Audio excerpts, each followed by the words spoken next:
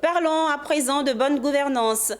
Après 2 semaines de formation en Corée du Sud, les 13 bénéficiaires du programme de renforcement de capacité sur la réforme du service public et la lutte contre la corruption sont de retour dans leur pays. Reçus par le président de la Haute Autorité pour la bonne gouvernance au siège de l'institution, ils ont profité pour présenter leur attestation de formation à Epiphane Zorobi Bailo.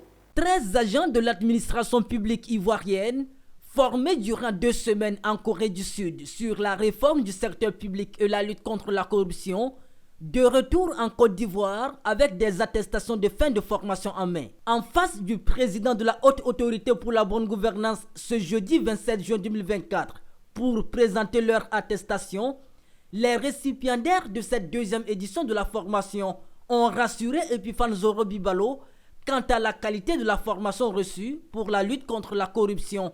Nous avons énormément appris et avons été édifiés.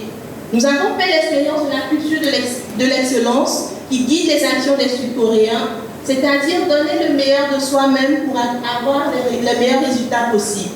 C'est tout heureux que le président de la Haute Autorité pour la bonne gouvernance, Epiphane Zorobi Bailo, a félicité ses récipiendaires et les a invités à mettre ces enseignements au service de leur pays. Vous étiez les ambassadeurs de la Côte d'Ivoire dans ce beau pays, ce pays de valeurs, et nous plaçons beaucoup d'espérance dans les connaissances que vous avez acquises, et le vœu que nous formulons, c'est que ces connaissances acquises soient mises à la disposition de notre pays. Ce programme de renforcement de capacité sur la réforme du secteur public et de la lutte contre la corruption a été initié par l'Agence coréenne de coopération internationale (KOICA), dont le directeur pays, Woo Dang-hwan, a pris part à cette cérémonie de présentation des attestations. La 2e édition de cette formation s'est déroulée en Corée du Sud, du 26 mai au 8 juin 2024.